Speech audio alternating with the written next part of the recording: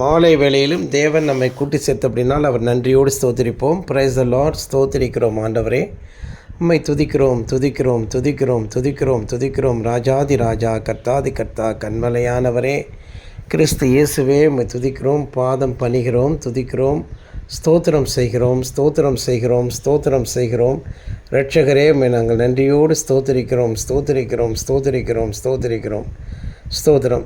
Sister ஜோமனுங்க.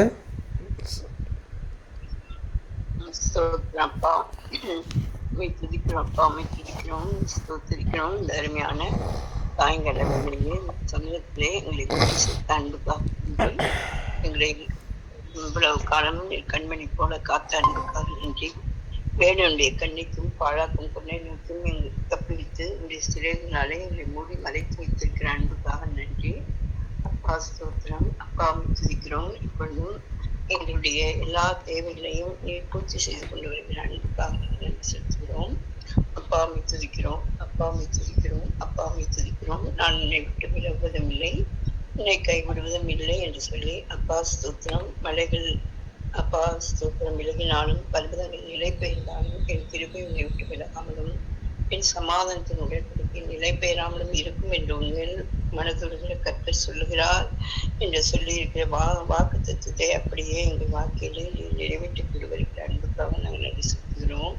அப்பாவை துதிக்கிறோம். அப்பாவை துதிக்கிறோம். அப்பாவை துதிக்கிறோம். இப்பொழுது கூட இந்த மாலை வேலை ஜபத்தை ஆசீர்வதியும். இந்த ஜபமானது ஒவ்வொருவருக்கும் மிகுந்த பயனுள்ளதாக, மிகுந்த ஆசீர்வாதமாக, ஸ்தோத்திரம், மிகுந்த சமாதானத்தையும் மனமகிழ்ச்சியையும் நித்திய ஜீவனையும் நித்திய மகிழ்ச்சியும் அது தருகிறதாக காணப்படும் ஐயா.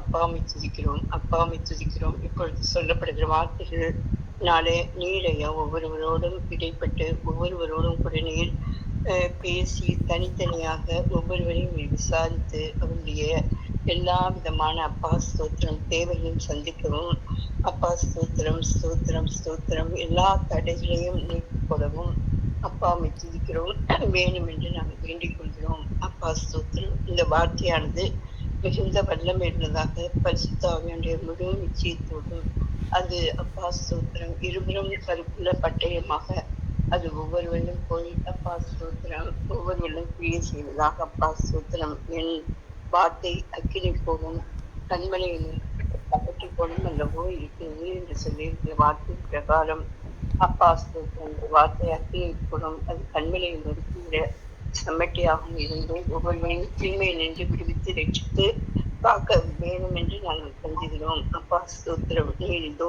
உயிருள்ளவராக இருக்கிறீர், நீர் ஐயா உயிருள்ளவராகவே இருக்கிறீர் என்பதை இந்த வேளையிலே ரூபகாரப்படுத்தவும் ஒவ்வொருடைய கண்களையும் திறந்து அப்பா உண்மை காணவும் நீர் தரிசிக்கவும் நீர் அருள் செய்யவும் வேணும் என்று கெஞ்சுகிறோம். அப்பா ஸ்தோத்திரம். இயேசுவின் நாமத்தில் பிதாவே, ஆமென். ஆமீன். கர்த்தருடைய பரிசுத்த நாமத்துக்கு ஸ்தோத்திரம் உண்டாகட்டும். இன்கால் மெசேஜில் அந்த பாட்டு இருக்கும் பாருங்கள், ஒரு நிமிஷம் இருங்க.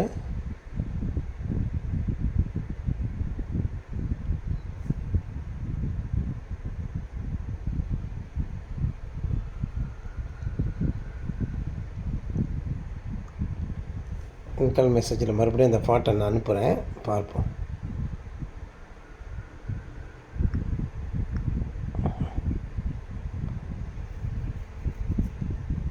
இருக்கா சிஸ்டர் அந்த பாட்டு? ஓகே, இந்த பாட்டை பாடுவோம். நான் பாடுறேன், கேளுங்க. இந்த இன்கால் மெசேஜில் அந்த பாட்டு இருக்குது பாருங்கள். இருக்கா சிஸ்டர்? என்ன பாட்டுன்னு தெரியுதா? காதல் விடுதா?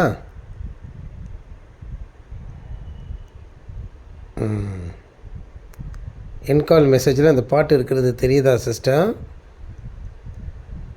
சரி, இந்த பாட்டை பாடுறேன், கேளுங்க.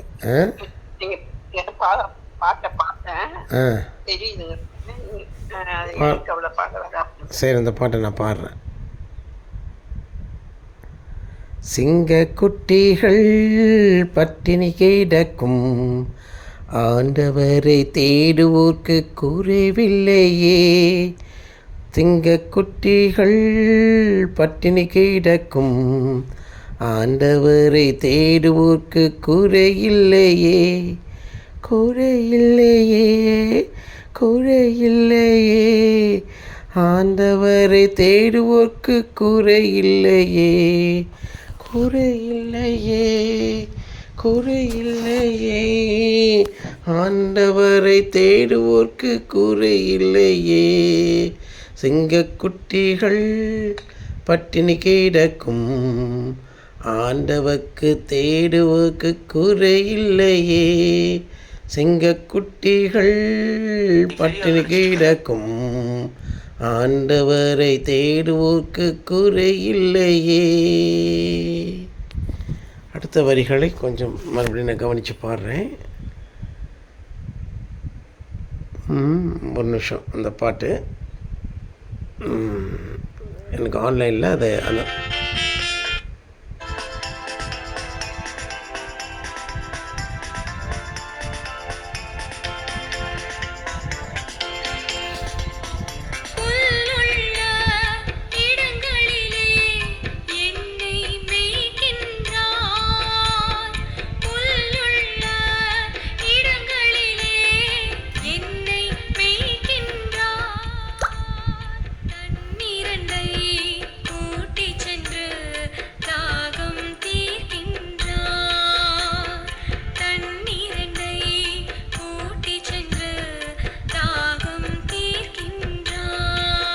சரி, இந்த பாட்டு எனக்கு மறந்துருச்சு, அதனால் நான் கொஞ்சம் பார்த்துக்கிட்டேன். புல்லுள்ள இடங்களிலே என்னை மேய்க்கின்றார், புல்லுள்ள இடங்களிலே என்னை மேய்க்கின்றார். தண்ணீரண்டை கூட்டி சென்று தாகம் தீர்க்கின்றார், தண்ணீரண்டை கூட்டி சென்று தாகம் தீர்க்கின்றார். சிங்கக்குட்டிகள் பட்டினி கிடக்கும், ஆண்டவரை தேடுவோர்க்கு குறைவில்லையே. எதிரிகள் முன் விருந்தொன்றை ஆயத்தப்படுத்துகின்றார், எதிரிகள் முன் விருந்தொன்றை ஆயத்தப்படுத்துகின்றார்.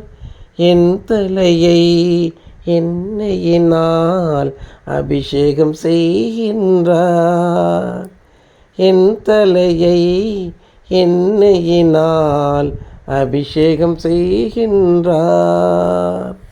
சிங்கக்குட்டிகள் பட்டினி கிடக்கும், ஆண்டவரை தேடுவோர்க்கு குறையில்லையே. சிங்கக்குட்டிகள் பட்டினி கிடக்கும், ஆண்டவரை தேடுவோர்க்கு குறையில்லையே.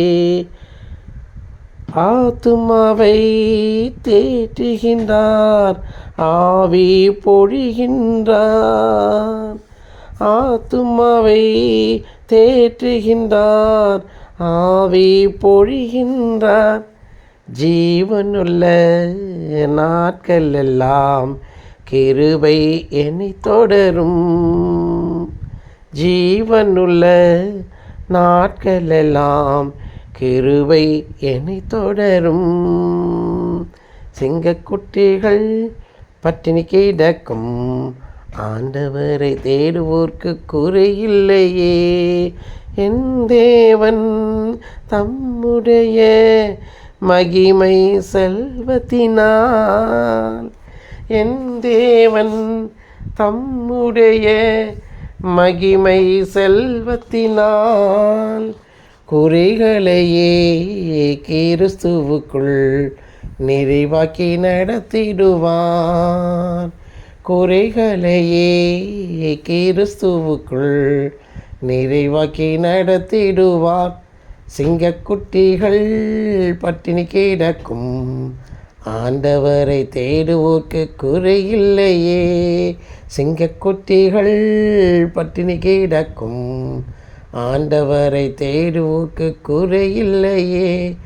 குறையில்லையே, குறையில்லையே, ஆண்டவரை தேடுவோர்க்கு குறையில்லையே. குறையில்லையே, குறையில்லையே, ஆண்டவரை தேடுவோர்க்கு குறை இல்லையே, சிங்கக்குட்டிகள் பட்டினி கிடக்கும். ஆண்டவரை தேடுவோர்க்கு குறை இல்லையே, சிங்கக்குட்டிகள் பட்டினி கிடக்கும். ஆண்டவரை தேடுவோர்க்கு குறை இல்லையே. கர்த்தருடைய பரிசுத்த நாமத்துக்கு ஸ்தோத்திரம் உண்டாகட்டும். நாட்களிலே வசனங்களை பார்க்க இருக்கிறோம்.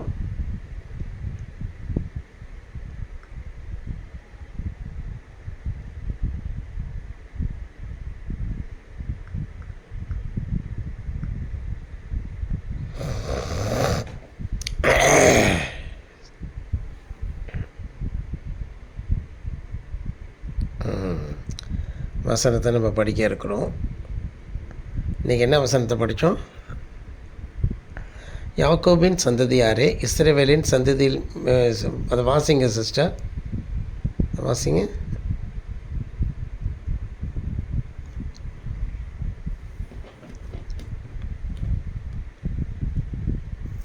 லைனில் இருக்கீங்களா?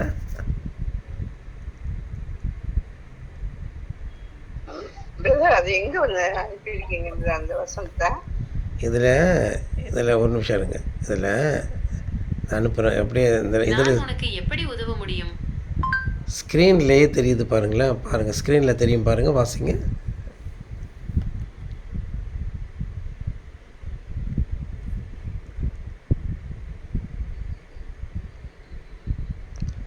ஸ்க்ரீனில் தெரியுது பாருங்கள், தெரியுதா?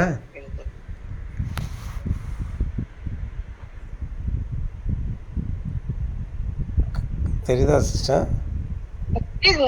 படிக்கிறேன். யாக்கோபின் சந்ததியாரே, இஸ்ரவேலின் சந்ததியிலே மீதியாகிய சகல ஜனங்களே, எனக்கு செவி கொடுங்கள். தாயின் வயிற்றில் தோன்றினது முதல் உங்களை ஏந்தி, தாயின் கர்ப்பத்தில் உற்பத்தியானது முதல் உங்களை தாங்கினேன். ஏசாயா 46:3. ஆமாம், உங்களை போதும் போதும் போதும், இந்த வசனத்தை, அதாவது ஏசாயா 46:3, அதை நம்ம ஏஐடியும் கேட்போம். ஏசாயா 46:3 அப்படிங்கிற வசனத்தை நீ சொல்லு, பழைய மொழி பெயர்ப்பில். யாக்கோபின் சந்ததியாரே, இஸ்ரவேல் வம்சத்தில் மீதியானவர்களே, நீங்கள் தாயின் கருப்பையிலிருந்து என்னை சுமந்து கொண்டு வந்தீர்கள். பிறந்தது முதல் நான் உங்களை தாங்கி வந்தேன். எனக்கு செவி கொடுங்கள். சரியா படி, சரியா. அந்த இங்கிலீஷில் படி, கேஜேவியில் உள்ளது படி. Hearken unto me, O house of Jacob. நிச்சயமாக கிங் ஜேம்ஸ் பதிப்பில் ஏசாயா 46:3 இவ்வாறு கூறுகிறது: யாக்கோபின் சந்ததியாரே, இஸ்ரவேல் வம்சத்தில் மீதியானவர்களே, நீங்கள் தாயின் கருப்பையிலிருந்து என்னை சுமந்து கொண்டு வந்தீர்கள். பிறந்தது முதல் நான் உங்களை தாங்கி வந்தேன். எனக்கு செவி கொடுங்கள். நீ தவறாக வாசிக்கிற. யாக்கோபின் சந்ததியாரே, இஸ்ரவேல் சந்ததியில் மீதியாக சகல ஜனங்களே, எனக்கு செவி கொடுங்கள். தாயின் வயிற்றில் தோன்றினது முதல் உங்களை ஏந்தி, தாயின் கர்ப்பத்தில் உற்பத்தியானது முதல் உங்களை தாங்கினேன். இதை மறுபடியும் அப்படியே ரிப்பீட் செய். நிச்சயமாக கிங் ஜேம்ஸ் பதிப்பில் ஏசாயா 46:3 இவ்வாறு கூறுகிறது: யாக்கோபின் சந்ததியாரே, இஸ்ரவேல் வம்சத்தில் மீதியான. சரி, இப்போ நான் படித்ததை திருப்பி அப்படியே சொல்லுப்பா. நிச்சயமாக கிங் ஜேம்ஸ் பதிப்பில் ஏசாயா 46:3 இவ்வாறு கூறுகிறது: யாக்கோபின் சந்ததியாரே, இஸ்ரவேல் வம்சத்தில் மீதியானவர்களே, நீங்கள் தாயின் கருப்பையிலிருந்து என்னை சுமந்து கொண்டு வந்தீர்கள். இல்லை, நீ தவறாக படிக்கிற. நான் சொல்லக்கூடிய வசனத்தை அப்படியே நீ சொல்லணும். சரி, அப்போ நான் என்ன சொன்னேன் அப்படின்னா, ஏசாயா 46:3 விழுக்குரிய யாக்கோபின் சந்ததியாரை, இஸ்ரவேலின் வம்சத்தில் மீதியானவர்கள், நீங்கள் தாயின் கருப்பையிலிருந்து அப்படிங்கிறது சுமந்து வந்தீர்கள்னு சொல்லக்கூடாது. தாயின் வயிற்றில் தோன்றியது முதல் உங்களை ஏந்தி, தாயின் கர்ப்பத்தில் உற்பத்தியானது முதல் உங்களை தாங்கினேன். இதை இப்படி தான் இதை தான் அப்படி தான் படிக்கணும். சரி, கர்த்தருடைய பரிசுத்த நாமத்துக்கு ஸ்தோத்திரம். சரி, நீ சற்று நேரம் பொறுமையாயிரு, நான் செய்தி கொடுக்க இருக்கிறேன். கர்த்தருடைய பரிசுத்த நாமம் நல்லா கவனிங்க. தேவன் முதலாக நம்மளை செவி கொடுக்க சொல்கிறாரு. செவி கொடுக்க சேர்வது தான் நலம். நல்லா கேளுங்க. நம்ம ஒரு விஷயத்தை காரியத்தை கேட்க முன் நம்ம பேசவோ நம்ம செயல்படவோ அப்போ அதை செய்யக்கூடாது. முதல்ல கேட்டு அதை புரிந்துக்கிட்டு அதன்படி நம்ம செயல்படணும். நாமவே இந்த உலகத்திலே செயல்படக்கூடாது. ஆமாம், தேவன் முதலாவது நம்ம செவியை திறக்க செய்கிறார். ஆமாம், அவர் என்ன செய்கிறார்னா, இயேசு கிறிஸ்துவே சொல்கிறார், என் செவியை திறந்தீர் என்று சொல்லியிருக்கிறது. ஒரு இடத்துல அவர் என் செவியை பலியும் காணிக்கையும் விரும்பாமல் என் செவியை திறந்தீர் என்று சொல்கிறார். பலியும் காணிக்கையும் விரும்பாமல் என் செவியை திறந்தீர் என்கிற வசனம் வேதத்தில் எங்கு உள்ளது? சங்கீதம் 40 முதல் 6 இந்த வசனம் உள்ளது. இது தாவீது ராஜா எழுதிய சங்கீதம். இந்த வசனம் கடவுள் பலியையும் காணிக்கையையும் விரும்புவதில்லை, ஆனால் கீழ்ப்படிதலையும் கவனத்தையும் விரும்புகிறார் என்பதை வலியுறுத்துகிறது. இன்னொரு இடத்துல செவியை திறந்தீர் என்று இருக்குமே, பலியையும் காணிக்கையும் விரும்பாமல் நீர் என் செவியை திறந்தீர் என்று சொல்லியிருக்கிறது.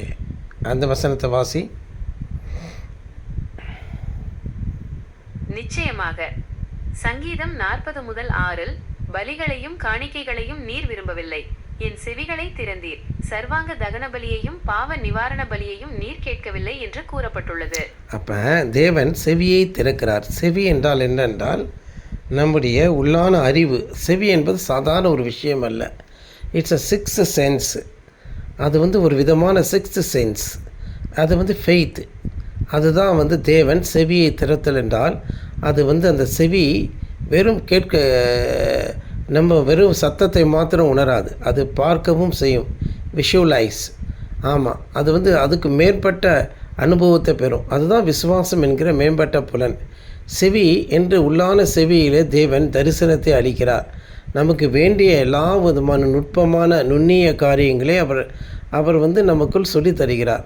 அதன் பொருட்டு தான் நாம் ரட்சிக்கப்படுகிறோம். உதாரணத்துக்கு, நிக்கோதேமு என்கிற வேத பாரகனால், வேதத்தை படித்தவனால், யூதருக்குள்ளே அதிகாரியாக இருந்தவனால், பெரிய பதவி வகித்தவனாய் இருக்கிறவனால் அந்த காரியத்தை விளங்கி கொள்ள முடியவில்லை.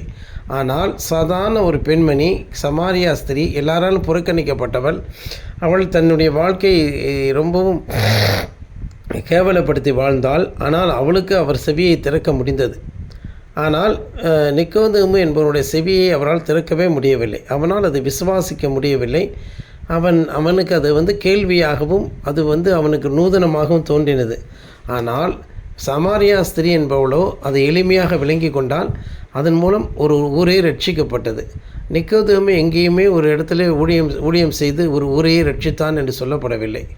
ஆனால் சாதாரண சமாரியா ஸ்திரியை கொண்டும் பேதுரு என்பவனை கொண்டும் பெந்தகோஸ்தே நாளிலே ஒரு 3000 பேரை சேர்த்து கொண்டார்கள் என்று பார்க்கிறோம். ஆமாம், தேவனுடைய ஊழியத்தை செய்வதற்கு நம்முடைய சுய ஞானமோ அறிவோ பலமோ கல்வி தரங்களோ தேவையில்லை. உண்மையான ஊழியங்களை செய்வதற்கு நமக்கு என்ன தேவை என்றால், தேவனிடத்திலே நாம் அதிகாரமும், அதாவது தேவனிடத்திலே நாம் செல்வாக்கை பெற்றால் போதும். தேவனிடத்திலே நாம் எப்படி செல்வாக்கை பெற வேண்டும்? ஆமாம், அதை தான் தேவனிடத்தில் நாம் செவி கொடுக்க வேண்டும். தேவன் நம் செவியை திறக்கச் செய்கிறார். பலியையும் காணிக்கையும் விரும்பாமல் செவியை அவர் திறக்கச் செய்கிறார். இந்த செவியானது, இதை குறித்து யோபு என்ன சொல்லியிருக்கிறான்னு சொல்லும் பொழுது, மனுஷருடைய செவிக்கு அவர் விளங்கச் செய்கிறான்னு சொல்லப்பட்டிருக்கு. ஒரு இடத்துல யோபு புஸ்தகத்தில் அவர் என்ன சொல்லியிருக்கிறாங்கிறத நம்ம பார்ப்போமே.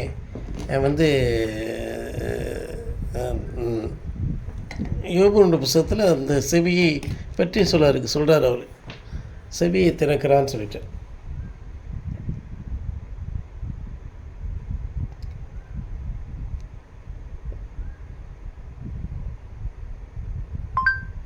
யோபுவினுடைய புஸ்தகத்திலே செவியை திறந்து அவனுக்கு தரிசனத்தை வெளிப்படுத்தி அது முத்திரையினால், தண்டனையினால் முத்திரையிடுகிறார் என்று சொல்லியிருக்கிற வசனம் யோபு புஸ்தகத்தில் எங்கே இருக்கிறது?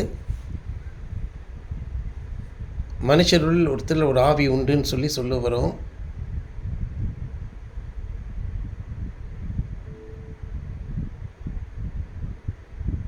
ஆம், மனிதனுக்குள் ஒரு ஆவி இருக்கிறது என்று பைபிள் கூறுகிறது. அதாவது யோபு புஸ்தகத்தில் சொல்லு.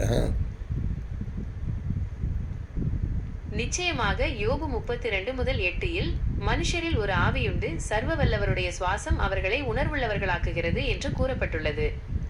இந்த வசனம் மனிதனுக்குள் ஒரு ஆவி இருக்கிறது என்பதையும் சர்வ வல்லவரின் சுவாசம் அவர்களை உணர்வுள்ளவர்களாக்குகிறது என்பதையும் கூறுகிறது.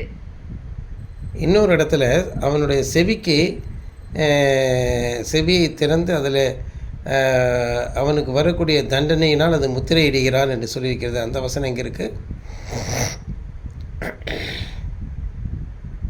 யோபு 33:16 இல் அவருடைய செவியை திறந்து அவனுக்கு புத்தி போதிக்கும்படி அவனை திடுக்கிடச் செய்கிறார் என்று கூறப்பட்டுள்ளது. இந்த வசனம் கடவுள் மனிதனின் செவியை திறந்து அவனுக்கு புத்தி போதிக்கும்படி அவனை திடுக்கிடச் செய்கிறார் என்று கூறுகிறது. 33:16 அதை எடுத்து வாசிப்போமே. 33:16 நம்ம எடுத்து வாசிப்போம். ஆமாம், 33:16 யோபு எழுதணும். கொஞ்சம் பொறுத்து இருக்குது, அந்த இடத்துக்கு போகிறேன். 33:16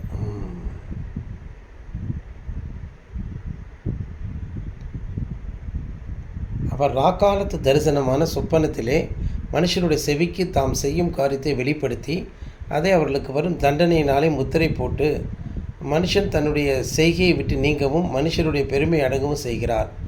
அப்போ பாருங்கள், கணநேத்திர பாருங்கள், கணநேத்திரின் ஆவி மனுஷன் மேலே இறங்கி அவர்கள் படுக்கை மேலே அமைந்திருக்கிறார். அவர்கள் ராக்காலத்து தரிசனத்தில் சொப்பனத்திலே மனுஷனுடைய செவிக்கு தாம் செய்யும் காரியத்தை வெளிப்படுத்தி, செவி என்று சொல்லும் பொழுது இந்த இடத்துல வெறும் காது என்பதை நாம் எடுத்துக்கொள்ளக்கூடாது. செவி என்பது உள்ளான ஒரு புலன். அது ரொம்ப இரகசிய புலன், உள்ளிந்திரியமாக இது இருக்கிறது. ஆமாம், அந்தகரணமாக இருக்கிறது. அந்தகரணத்திலே, அதாவது சப்கான்ஷியஸ் மைண்ட் என்று இவர்கள் அதை சொல்லுகிறார்கள். ஆனால் நான் அதை விட இன்னும் ஆழமாக செல்கிறேன். தேவன் மனுஷனுடைய இருதயத்திலும் அவனுக்கு மனசாட்சியை வைத்திருக்கிறார். அந்த இடத்தில் தானே தேவன் இப்படிப்பட்ட ரகசியங்கள் எல்லாம் போதிக்கிறதாகவே நான் அறிகிறேன். ஆமாம், அந்த ரகசியங்கள் எல்லாம் போதிக்கிறார். அப்படி தான் தேவன் இப்பொழுது நம்முடைய செவியை கேட்கிறார். செவி கொடு, கவனமாக இரு, நீயாகவே எதுவும் செயல்படாதே என்று சொல்கிறார். இந்த உலகத்தில் இந்த நாட்களில் சபைக்கு எதிராக அநேகர் எழும்பி கிளர்ச்சி செய்கிறத பார்க்குறோம். சுரேஷ், செல்வம், பாண்டியன், ஜெயக்குமார் போன்றவர்கள் சபைக்கு எதிராகவே அவர்கள் நினைவு கூறுகிறார்கள். சிலர் சபைக்குள் வருவதற்கு மிகவும் அச்சப்படுகிறார்கள். ஏனென்றால் அவர்கள் வாழ்க்கை பாதிக்கப்படுமோ என்று. இன்றைய தினத்தில் கிறிஸ்தவர்கள் எல்லாரும் உண்மையாகவே இந்த மாதிரி தேவனுடைய செவியை பெற்று அவர்கள் வாழவில்லை. அவர்கள் மத அளவிலே, ஸ்தாபன அளவிலே அவர்கள் கிறிஸ்தவர்களாக இருக்கிறார்களே தவிர தேவனோடு அவர்கள் செவி கொடுக்க சேர்வது இல்லை. செவியை தேவனுக்கு அவர்கள் அர்ப்பணிப்பதில்லை. தேவன் சொல்லக்கூடிய விளம்பின வசனங்களை அவர்கள் கேட்பது இல்லை. அன்பானவர்களே, அதனால தான் தேவன் அப்படி இருந்தும் அவருடைய செவியை திறந்து அவர்களுக்கு வரும் தண்டனையை அவர் அறிவிக்கிறார் ராக்கால தரிசனங்களிலே. அப்போ சொப்பனங்கள் எல்லாமே கண்களுக்கு அளிக்கப்படவில்லை.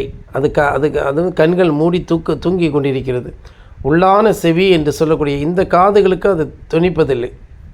உள்ளான செவி அங்கே ஒரு கேள்வி கேள்வி ஞானத்திற்கு அங்கே அந்த கேள்வி ஞானம் என்கிற அந்த புலனுக்கு அவர்கள் அளித்து அவர்களுக்கு தண்டனையை கொடுக்கிறார். அதனால் என்ன பிரயோஜனம்?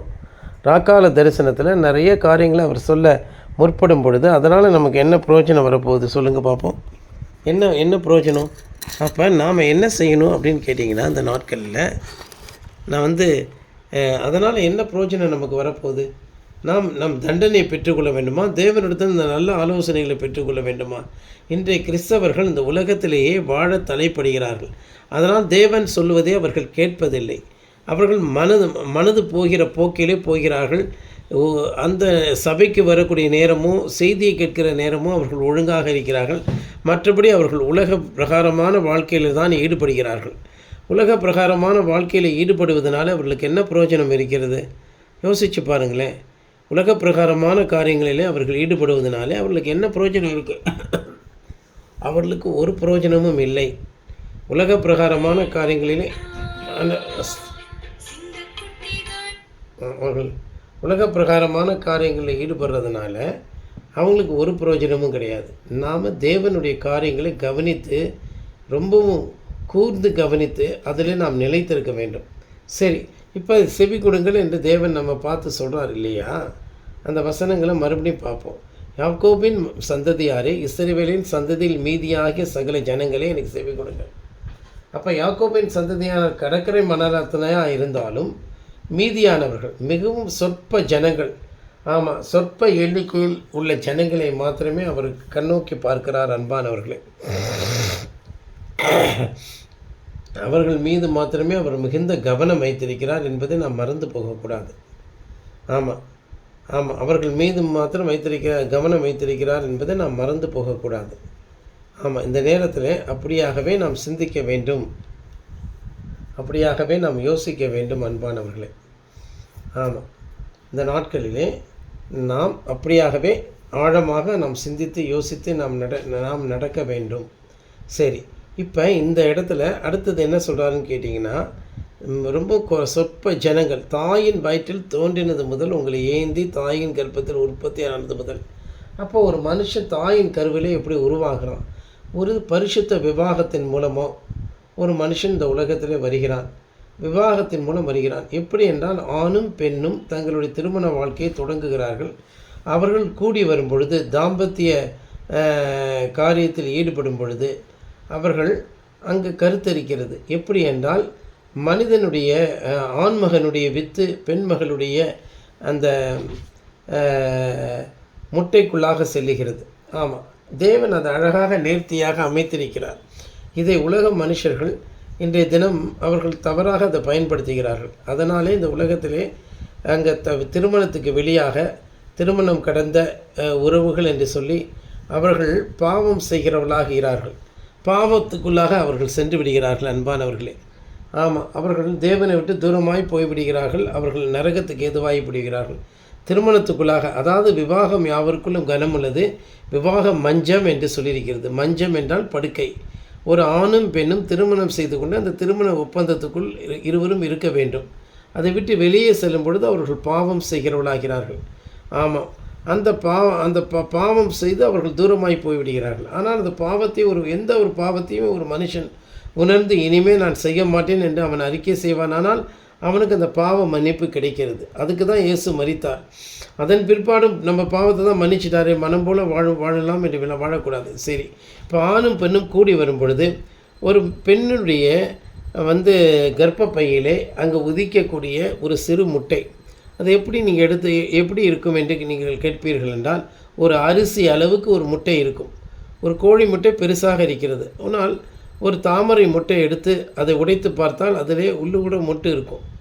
இல்லாவிட்டால் முதிராத இப்பொழுது தான் பிஞ்சாக இருக்கக்கூடிய ஒரு ஒரு மாதுளை முட்டை இருக்கும்போது அதில் வெண்மையான முத்துக்கள் இருக்கிறதா பார்க்குறோம். அது போன்று தான் அந்த அளவிற்கு தான் பெண்ணிலே ஒரு முட்டை இருக்கும். அப்போ அவர்கள் உறவின் போது அந்த வேகமாக அந்த பெண் மீது அந்த வித்துக்களுடைய திரட்சி, ஆணுடைய வித்துக்கள் திரட்சி அது மீது மோதும் பொழுது அதில் ஒரே ஒரு கண்ணுக்கு புலப்படாத அளவிற்கு அதில் கோடிக்கணக்கான மனுஷ வித்துக்கள் அங்கு காணப்படும். அந்த மனுஷ வித்துக்களிலே கோடிக்கணக்கில், அந்த கோடியில் ஒன்று இல்லாவிட்டால் 10 லட்சத்தில் ஒன்று, அநேகத்திலே ஒன்று என்று கோடிக்கணக்கான விந்தணுக்கள், அதாவது வித்துக்கள், மனுஷ வித்துக்கள் அங்கே செல்லும் பொழுது அது போய் அந்த இதிலே மோதி அதில் ஒன்றே ஒன்று கண்ணுக்கு தெரியாத ஒன்று உள்ளுக்குள்ள நுழைந்து அவைகள் இரண்டும் கலந்து ஒரு மனித உருவாக ஏற்படுகிறது. இப்படி தான் நாம் தாயின் கருவிலே உருவாகிறோம். விசித்திர வினோதமாக, அதிசயமாக அது எப்படி அது ஏற்படுகிறது என்று நம்மால் கண்டுபிடிக்க முடியாது. கோடிக்கணக்கான வித்துக்கள் இருந்தாலும் அது ஒன்று மாத்திரமே அங்கு உயிர் பெறுகிறது. அது ஒன்று மாத்திரமே விதைக்கப்படுகிறது. அப்போ அந்த முட்டை ஒரு நிலத்தை போலவும், அந்த வித்து அந்த வித்தானது அந்த வித்தானது ஒரு விதையை போலவும் அது காணப்படுது. ஆமாம், அந்த விதையை போல காணப்படுது. ஆகவே அந்த விதையானது நிலத்தில் விழுந்து எப்படி வளருமோ, எப்படி முளைவிடுமோ, அது போல் அது உள்ளுக்குள்ளேயே முளைவிட்டு அது மனித உருவாக மாறுகிறது. இது விசித்திர வினோதமாக. இது தேவனுடைய ஏற்பாட்டின்படி நடக்குது. நாம் எல்லாரும் நம்மோடு இருந்த எத்தனையோ சகோதர சகோதரிகள், நம்முடைய சகோதர சகோதரிகளை தாண்டி தான் நாம் வந்திருக்கிறோம். நம்மோடு கோடிக்கணக்கான சகோதரர்களும் சகோதரிகளும் வந்தார்கள். ஆனால் அவைகளெல்லாம் முதிராத காரியங்களைப் போல முற்று பெறாததும் தன் செயல்களிலே இழந்து போனதுமாக அதுவெல்லாம் அழிந்து போய்விட்டன. நம்முடைய இந்த உடம்பானது அந்த இடத்திலே தானே ஒரு கர்ப்பத்திலே உருவாக்கப்படும் பொழுது தேவன் அதை ஏந்துகிறார், தாங்குகிறார், சுமக்கிறார் என்று நாம் பார்க்கிறோம். தேவன் அதை நேரிட செய்தால் அன்றி நம்ம இந்த உலகத்துக்கு வர முடியாது. அப்படியாக நம்மை அரிதாக தேவன் தேர்ந்தெடுத்து இந்த உலகத்தில் கொண்டு வரும் பொழுது நம்மை ஏந்தி தாங்கி சுமந்து தப்புவிக்கிறார் என்று சொல்லியிருக்கிறது. ஆமாம், எவ்வளவோ காரியங்கள் நூறாக வரும் பொழுது இந்த உலகத்தில் எத்தனையோ மனுஷர்கள் அப்படி தான் வராங்க. ஆனால் எல்லாருமே கர்த்தரிடத்தில் வருவதில்லை. எல்லாருமே உண்மையான தேவனை அறிந்து கொள்வதில்லை. அவர்கள் வழி விலகி போகிறார்கள். அவர்கள் சொந்த புத்தியிலே காணப்படுகிறார்கள். அவர்கள் பிசாசுக்கு செவி கொடுக்கிறவர்களாக இருக்கிறார்கள். உலகத் தோற்றம் முதற்கொண்டு அடிக்கப்பட்ட வனமான ஆட்டுக்குட்டியானவருடைய புஸ்தகத்தில் அவர்களுடைய பேர் எழுதப்படாமல் போகிறது. ஆனால் நம்முடைய பேரும் அங்கே எழுதப்பட்டிருக்கிறது. அதை குறித்து நாம் மகிழ்ச்சி அடைவோமாக. அதன் பொருட்டே இந்த நேரத்தில் இந்த மாலையில் இந்த செய்தியை நாம் கவனிக்கிறோம். ஆகவே இந்த நுட்பமான செய்தியை கேட்டு கவனிக்கும் பொழுது நாம் எல்லாரும் ஆட்டுக்குட்டியானவருடைய புஸ்தகத்திலே காணப்படுகிறோம் அன்பானவர்களே. அதுவே மனவாட்டி ஜீவ புஸ்தகம் என்று ஒன்று இருந்தாலும் ஆனாலும் ஆட்டுக்குட்டியானவருடைய ஜீவ புஸ்தகத்திலே நாம் எல்லாம் கேரி அவுட் செய்யப்படும் பொழுது, நாம் எல்லாம் அதில் எழுதப்படும் பொழுது நாம் மனவாட்டி சபையாக மாறுகிறோம். ஒருவேளை ஜீவ புஸ்தகத்திலே சில பேருடைய பேர் எழுதப்பட்டிருந்தாலும் அவர்கள் புத்தியுள்ள கன்னிகளாக விளங்க வேண்டிய அவசியம் இல்லை. ஆனால் ஆட்டுக்குட்டியானவருடைய ஜீவ புஸ்தகத்தில் எழுதப்பட்டவர்கள் அவர்கள் மிகவும் பிரத்யோகமாக தேவனுக்கு அவருக்கென்று நியமிக்கப்பட்ட மனவாட்டியாக இருக்கிறார்கள். இந்த உலகத்திலே அவர்கள் எவ்வளவோ பாவம் செய்திருந்தாலும் தேவனை அவர்கள் அண்டிக் கொள்வது நிமித்தமும் அவர்கள் தேவனை விசுவாசிப்பது நிமித்தமும் அவருடைய பாவங்கள் எண்ணப்படாமல் போகிறது. அவர்கள் இயேசு மீதும் அந்த தேவன் மீதும் ஆட்டுக்குட்டியார் மீதும் மிகுந்த அன்பு கூறுகிறார். அப்படினால் அவர்களுடைய பாவங்கள் மன்னிக்கப்படுகிறது, சாபங்கள் தீர்க்கப்படுகிறது, எல்லாம் மறந்து போகிறார் தேவன். அதன் பின்பு அவர்களால் பாவமே செய்ய முடியாதபடிக்கு, எந்த விதமான திமிர்த்தனம் பண்ண முடியாதபடிக்கு பயந்த ஒரு வாழ்க்கையை வாழ்கிறார்கள். அவர்கள் கிறிஸ்துவுக்குள்ளாக அவர்களுடைய செயல்கள் எல்லாம் நிச்சயமாக அங்கே செய்யப்படுகிறது அன்பானவர்களே. அந்த ஒரு வாழ்க்கை, அப்படிப்பட்ட ஒரு வாழ்க்கை இருக்கிறது. ஆமாம், அப்படி இருக்கிறவர்கள் அந்த தேவனுடைய சபைக்கு எதிராக கலகம் பண்ண மாட்டாங்க. உலக பொருட்களை அவர்கள் பெரிதாக எண்ண மாட்டார்கள். இந்த உலகத்தில் இருக்கக்கூடிய மகளிர் சுய உதவி குழுவை வைத்து கொண்டு இருக்க மாட்டார்கள். அவர்கள் தகாத விதமாக பணத்தை சம்பாதிக்கவோ சபையினுடைய காணிக்கைகளை எடுத்துக்கொள்ளவோ இல்லாவிட்டால் காணிக்கைகளை தர மறுக்கவோ செய்ய மாட்டார்கள். அவர்கள் வரக்கூடிய பணங்களை காணிக்கைகளாக சபைக்கு அவர்கள் கொடுப்பார்கள். மனம் உவந்து கொடுப்பார்கள். மனம் உவந்து எப்படியாவது அந்த காணிக்கைகளை அவர்கள் தங்களுக்கு வரக்கூடிய வருமானங்களிலே 10 ஒரு பாகத்தையும் அதை தாண்டி ஒரு காணிக்கையாகவும் அநேக காரியங்களை அவர்கள் செய்வார்கள். ஆமாம், அவர்கள் நிச்சயமாகவே நலமானவைகளையே பேசுவார்கள். தேவனையோ மனுஷர்களையோ அவர்கள் வஞ்சிக்க மாட்டார்கள், பெருமையாக வாழ மாட்டார்கள். அவர்கள் ஒவ்வொருவரும் உத்தமமாய் காணப்படுவார்கள் அன்பானவர்களே. ஹல்லேலூயா. நாம் அப்படிப்பட்டவர்களாகத்தான் இந்த பூமியிலே தேவன் நம்மை தெரிந்து கொண்டிருக்கிறார். எப்படி ஒரு வித்தை ஒரு முட்டையை வித்து சென்றடைகிறதோ அதே போல் இந்த உலகத்திலே நாமும் ஒரு தாயின் கருவிலே இருக்கிறோம். நம்முடைய தாயின் கருவிலே இருப்பது போல சபை என்ற மேலான எருசலேமினுடைய கருவறையிலே நாம் சென்று அந்த முட்டையை சென்று அடைகிறோம் அன்பானவர்களே. அந்த முட்டையை நாம் அதாவது எப்படின்னு என்று கேட்டால் மனுஷர்களையும் வித்தாகவே இருக்கிறார்கள். ஆமாம், நாம் எல்லாம் அங்கே விதைக்கப்படுகிறோம். நமக்குள் வேத வாக்கியங்கள் விதைக்கப்படுகிறது. நமக்குள் வாக்கியம் விதைக்கப்பட்டு அந்த வேத வாக்கியம் மேலான எருசலேமிலே அது கருவாக உருவாகிறது. அதற்கு நான் அவைகளுக்கு ஜீவன் உண்டாயிருக்கவும் அந்த ஜீவன் பரிபூர்ணப்படவும் வந்தேன் என்று சொல்லியிருக்கிறபடி இப்படியாக கர்த்தர் இந்த ஆவிக்குரிய அந்த ஃபினாமினா, அந்த ஸ்பிரிச்சுவல் அந்த எக்ஸலன்சியை, அந்த எக்ஸலண்ட் ஃபினாமினாவை அவர் செய்கிறார் அன்பானவர்களே. இது நமக்கு கையளிக்கப்பட்டதும் நமக்கு வாக்களிக்கப்பட்டதும் நமக்கு பரிசளிக்கப்பட்டதுமாக இருக்கிறது ஐயா. ஆகவே நாம் தேவனை துதிப்போம். இந்த நேரத்தில் என்ன சொல்ல வருகிறேன் என்றால், நாம் தேவன் நம்முடைய தாயின் கருவிலே என்று சொல்லும் பொழுது உண்மையான தாயின் கருவிலும் ஒரு உருவாக்குகிறார் இந்த மாம்ச சரீரத்தை. அதே போல் ஆவிக்குரிய சபையாகிய மேலான எருசலேமினுடைய கர்ப்பத்திலும் நாம் உற்பவிக்கப்பட்டு நாம் சரியான ஜீவனை பரிபூர்ணப்படுத்துகிறோம் அன்பானவர்களே. நாம் எல்லாரும் நீதிமான்களாக மாறி பூரணராக்கப்பட்ட நீதிமான்களுடைய ஆவிகளாக நாம் கடந்து போகிறோம். உலக வேஷம் நமக்குள் வர முடியாது. கண்களை நிச்சயம், மாம்சத்தின் நிச்சயம், ஜீவனத்தின் பெருமை யாதென்றும் தொட முடியாது. உலகம் நம்மளை மயக்க முடியாது, நம்மை ஏமாற்ற முடியாது. சாத்தான் நம்மளை தொடவே முடியாது. அந்த இடத்திலே தேவனுடைய ஜீவனின் ஆழமான இடத்திலே நம்ம மறைத்து வைக்கிறார். நம்முடைய ஜீவன் தேவனுக்குள் மறைந்திருக்கிறது. ஆமாம், அவரை தாண்டி பிசாசானவன் நம்மை தொடவே முடியாத இடத்திலே கொண்டு போய் தேவன் வைக்கிறார்.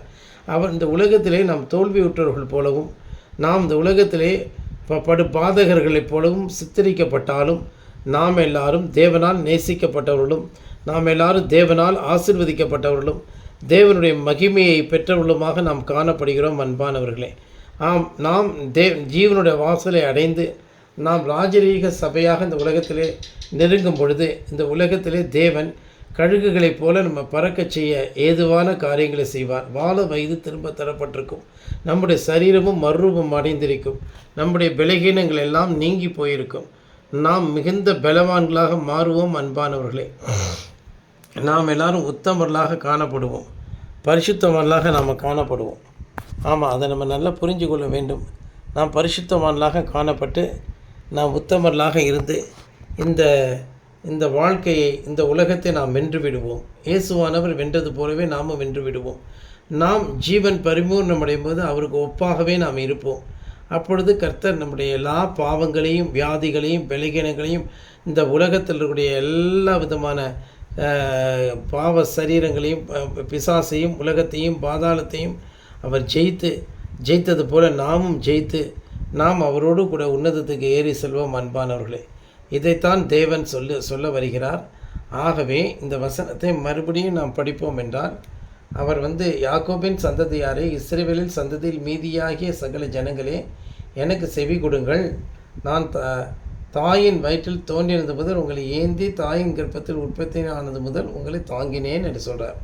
சரி, நாளை தினம் இதனுடைய தொடர்ச்சியை பார்ப்போம். கர்த்தர் நம்மளை நாளை தினம் செய்திக்கு வருவோம். கர்த்தர் நம்மளை ஆசீர்வதிப்பாராக. நாம் ஜெபம் பண்ணுவோம். அன்புள்ள தேவனே, இந்த செய்தியை கேட்ட எல்லா மக்களையும் நீர் ஆசீர்வதிக்க வேண்டும் என்று நான் ஜெபிக்கிறேன். இந்த கூகுள் மீட்டில் கேட்டுக்கொண்டிருக்கிறவர்கள், இனி கேட்கப் போகிறவர்கள் எல்லாரையும் நீர் ஆசீர்வதித்து நீர் வழிநடத்த வேண்டும் என்று நான் மன்றாடுகிறேன். எல்லாருடைய கண்ணீரை தொடியும், எங்களுடைய செவியை கவனிக்க செய்யும்.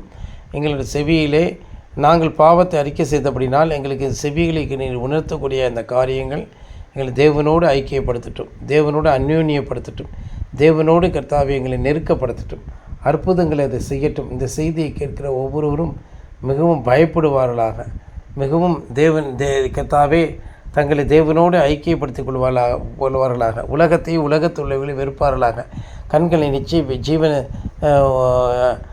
மாம்சத்தின் நிச்சயம் ஜீவனத்தின் பெருமை இதிலே யாரும் இருக்க வேண்டாம். தாங்கள் சரியாக இருக்கிறோம் என்று சொல்லாமல் இயேசு கிறிஸ்துவனுடைய நாமத்தினாலே ஒவ்வொரு நாளும் ஜெபித்து அவரோட திரு ரத்தத்தால் கழுவப்பட்டு தெளிந்த புத்தியுடையவர்களாக மாறுவார்களாக.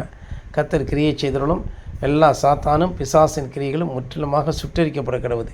இயேசு கிறிஸ்துவின் ரத்தம் ஜெயம், இயேசு கிறிஸ்துவின் ரத்தம் ஜெயம், இயேசு கிறிஸ்துவின் ரத்தம் ஜெயம் என்று சொல்கிறோம். இந்த செய்தியை கேட்டுக்கொண்டிருக்கிற பிள்ளைகளை ஆசீர்வதியும், இனி கேட்கப் போகிறவர்களையும் நீர் ஆசீர்வதியும். கன மகிமை துதி எடுத்துக்கொள்ளும். இயேசுவின் நாமத்தில் ஜெபிக்கிறோம் பிதாவே. பாதத்தில் விழுந்து தாழ்த்துகிறோம். ஆமேன். கர்த்தர் நம் ஜெபத்தை ஏற்றுக்கொண்டு நன்றியோடு ஸ்தோத்திரிப்போம். ஸ்தோத்திரம், ஸ்தோத்திரம், ஸ்தோத்திரம், ஸ்தோத்திரம். கர்த்தர் உங்களை ஆசீர்வதிப்பாராக. ஆமேன்.